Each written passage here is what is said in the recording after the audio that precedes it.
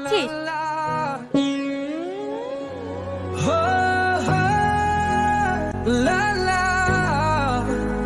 এই, তুমি এরকম করছো কেন গো? তোমাকে দেখছি না, তোমার রাগ হয়েছে নাকি? যাকে দেখছে সে কিছু বলছে না, আর পাশ থেকে শুধু তোমার বয়ফ্রেন্ড আছে? তুই কার সাথে কথা বলছিস তুই জানিস? না, সেটা তো জানার চেষ্টা করছি। এই তো সবেমাত্র দেখা হইলো, আস্তে আস্তে পরিচয় হবে, দুজনের মধ্যে বন্ধুত্ব হবে, তারপরে রাজ্যে চ্যাট হবে।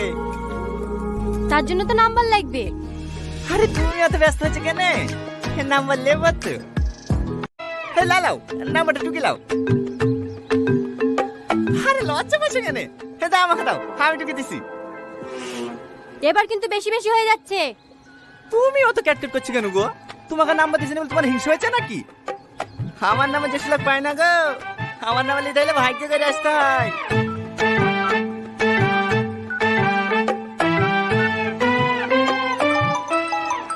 এই তো চলে এসছে।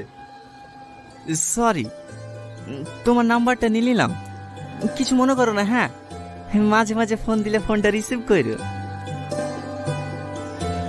ক্লাবে চলে এসছি, নাম। ক্লাবে নামবে না রে, চ। কোথায় যাবি? বন্ধুকে এগিয়ে দিয়ে আসি, রাস্তা করতে ভালো না, তখন যদি কেউ ডিস্টার্ব করে। কি এগিয়ে দিতে যাবো তো? আচ্ছা ম্যাডাম, আপনাকে ওই ছেলেটা ভাবে ডিস্টার্ব করছিল, আপনি কিছু বললেন না? কোথায় ডিস্টার্ব করছিল? আমার তো ভালোই লাগছিল।